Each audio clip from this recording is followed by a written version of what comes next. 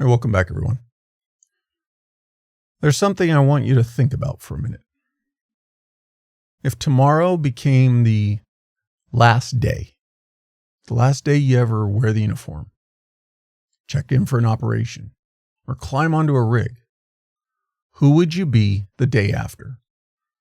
Not what would you do? Who would you be? That question can feel uncomfortable because for many veterans and first responders, our career and operational success has markers, range qualifications, assignment selections, promotions. For years or decades, it's been about being the person people count on, and you should be proud of that. But there's a difference between building an identity and borrowing one. Because transition has a way of showing up whether we plan for it or not. Yes, the end might be retirement. However, it could be an injury. It could be a family demand, or it might be a new unexpected opportunity. Regardless of the reason, sometimes you choose transition, and sometimes it chooses you. But if your sense of success only exists inside this role, then what happens when the role eventually changes? It's not a negative question. It's meant as a push for preparation. Here's the challenge you need to consider today. What if success after service isn't something you want to define once your career ends? What if the veterans and first responders who transition best are the ones who decided early on that their value and worth wasn't going to be measured by that one title for the rest of their life? Don't get me wrong, your career is important, but your career isn't your whole identity. You're more than the position or that uniform. And if that sounds uncomfortable to hear, then good. That probably means this topic matters more than you thought. But first, we're going to take a minute and acknowledge a sponsor of the podcast. As a first responder, control isn't optional. It's how you do your job. But when it comes to buying or refinancing a home, most lenders don't get your world. Police Mortgage does. They specialize in working with first responders, walking you through the process, breaking down your options, and helping you lock in competitive rates without the runaround. Take control of your financial future with people who have your back. Visit policemortgage.com or call 312-499-8878. Police Mortgage, for first responders who are second to none. There's something we don't address enough while we still wear the uniform. It's not retirement, transition planning. It's not the resumes or the networking. Yes, those are very important. But there's another decision happening underneath all that, and most of us don't realize we're making it. It's deciding what counts as success in totality, not just in your career. And if you don't define it now, there's a good chance you're over-relying on this career to define your life. You've probably seen versions of this already. Someone gets promoted, and they immediately start chasing the next promotion.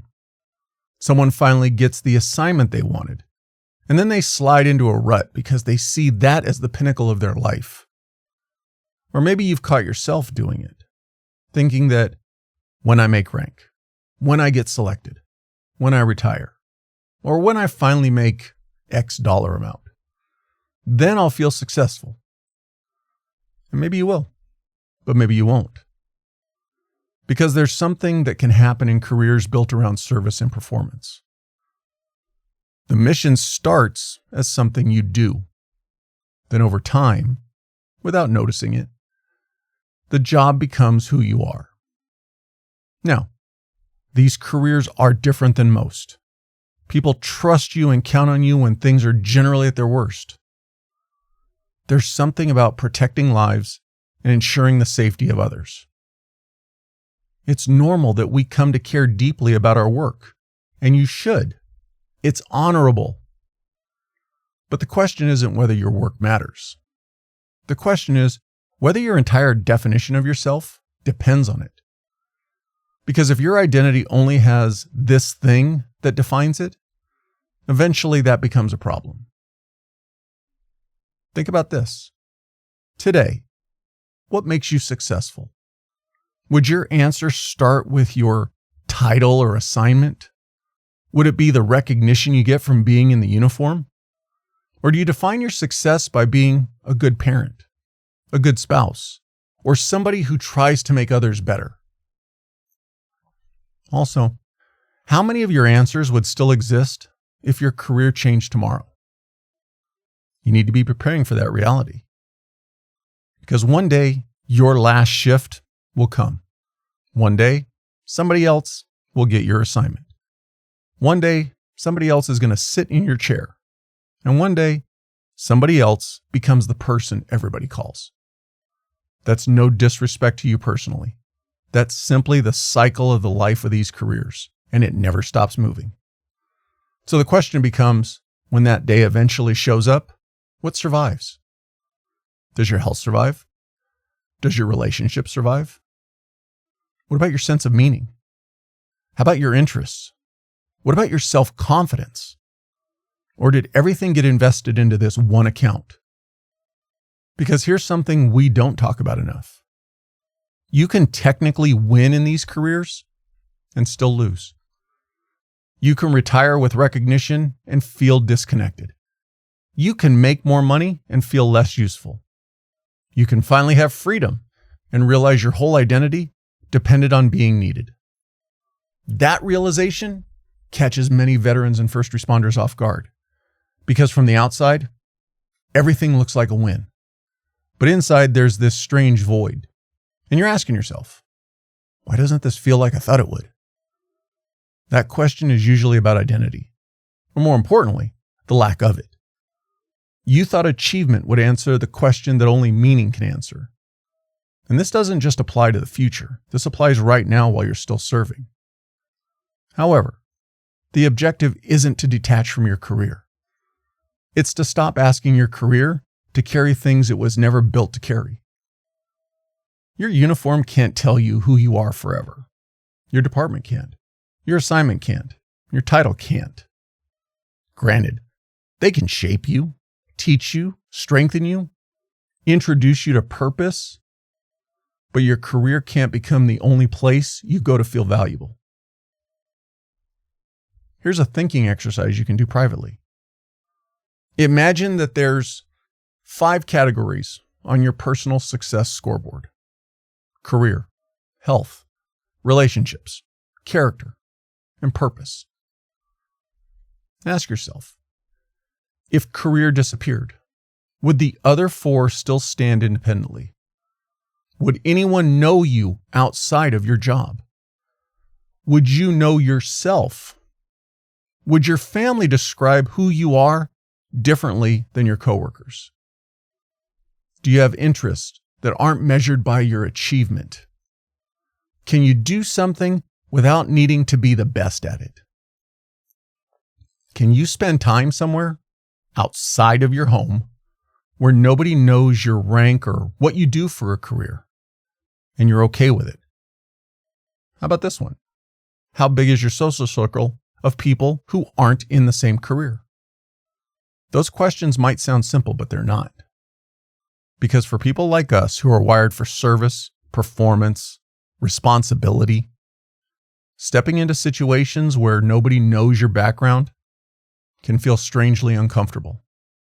You don't get the automatic status or authority. You just get to be you.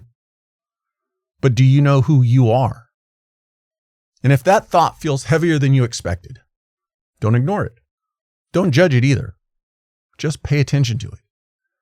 That feeling might be showing you something important. Not that your career means too much, but maybe that you haven't given enough attention to the parts of yourself that are supposed to exist alongside of it. Because success after service doesn't start after service. It starts while you're still wearing the uniform. And if you want more on this topic, along with more information on transition planning and preparation, I highly recommend my weekly newsletter. Check out the link in the show notes to sign up. I know you'll get some benefit from it. There's a point in almost every career where the question changes. Early on, the question is, how do I prove myself? Then eventually it becomes, how do I protect what I've built? And if you stay long enough, there's another question that's waiting its turn. Who am I when this changes? That's the question most of us tend to avoid. Usually because we're so committed to the job. You don't spend years serving your country, your community, your organization, or your team and come out unaffected. And to be honest, you shouldn't. That commitment, when you look to your left and to your right, is what makes us different. But commitment and dependence aren't the same thing. And if you don't separate those two things before transition becomes real, the mission starts to fail. Not professionally, but personally. Because eventually, life puts you in a situation where effort alone doesn't control the outcome. Maybe an injury changes the timeline, and transition happens sooner than expected. Maybe burnout and frustration starts asking questions you don't want to answer. Maybe you realize the next promotion costs more than you're willing to pay. The why doesn't matter. The point is this. One day, whether by choice or circumstance, your role is going to change. And when that happens, your success definition is going to get tested. Because if success equals a title, what happens when the title changes? If success equals being needed, what happens when you're not effective enough to be needed? If success equals recognition, what happens when nobody sees your effort anymore? Those aren't negative questions. They're actually stability questions. And I want to say something that might feel uncomfortable. A lot of high performers accidentally create a system that they can never win. You've probably seen it. Coworkers and friends saying that I'll feel secure when I get one more promotion, when I get one more assignment, when I get one more deployment. Then one more thing happens and nothing changes.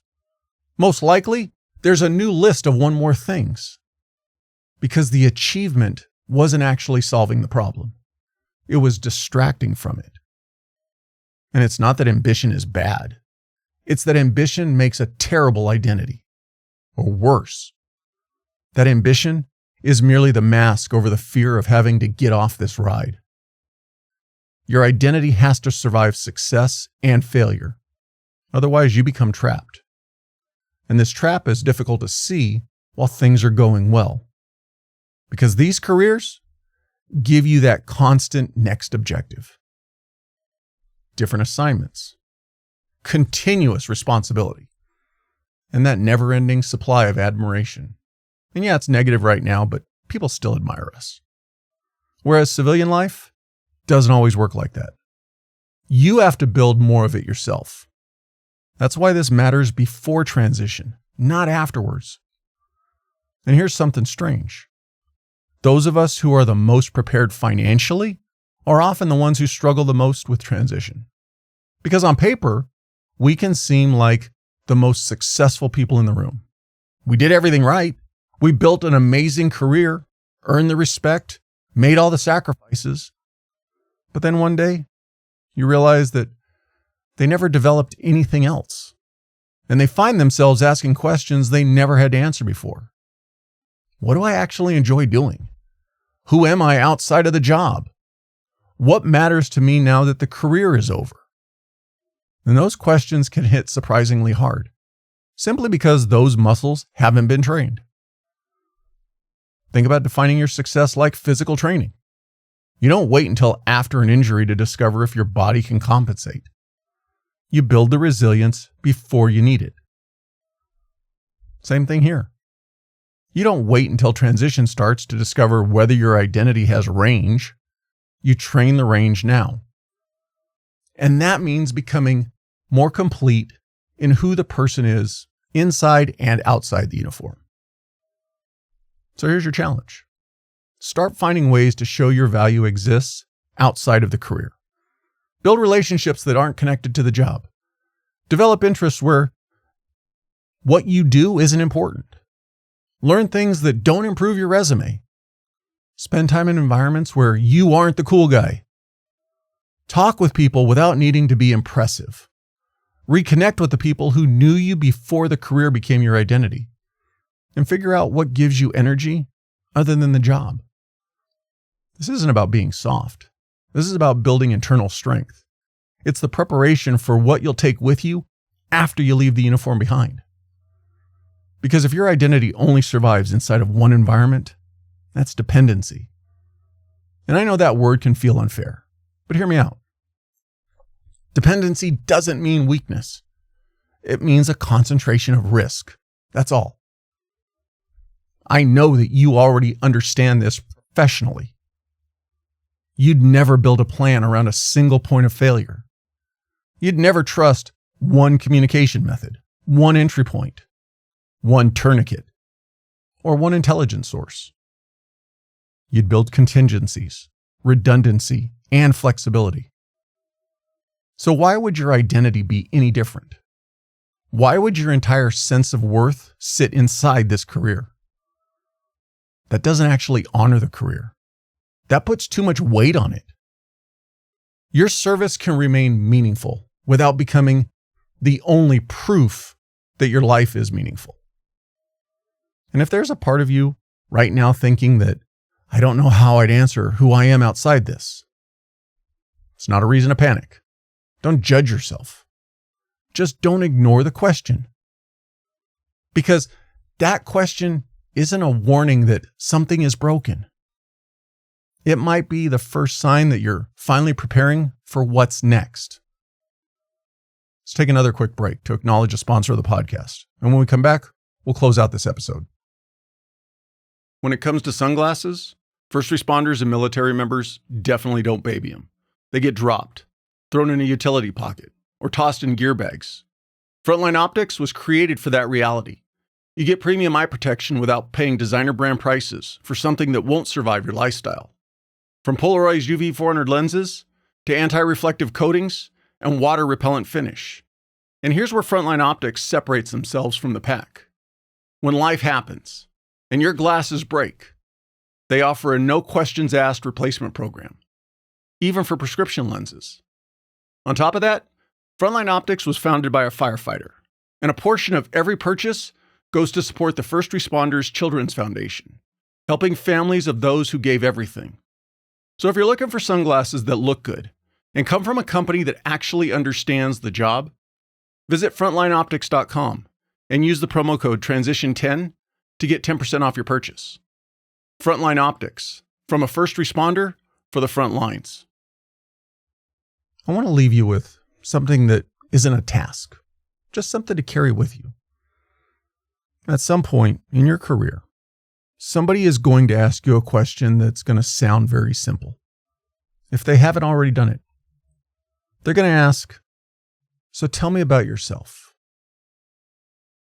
And for a second, you're going to feel the pull to answer with your job, the organization you work for, your rank, your assignment, your years of service. And I know there's some of you out there who are overachievers. You'll get at least 3 of them in one sentence.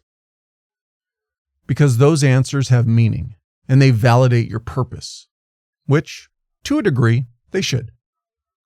But I hope after this, when that moment does come, there's more available to you than that. I hope there's enough life built around your service that you don't have to fall back on your credentials to explain your value. I hope there are relationships that know you beyond your career. I hope there are parts of yourself that were there when you raised your right hand and swore the oath that have stayed there while you were busy serving everybody else. I hope success becomes something you can actually feel and not just something you're able to list. And I hope that when transition eventually shows up, regardless when it happens and whether it's expected or not, it doesn't feel like moving away from the career is taking your identity. Because nobody can take something you never hand over.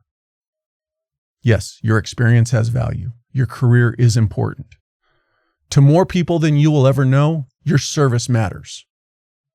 But none of those things are ever supposed to carry the full weight of who you are. So don't wait for the last day. Start paying attention now.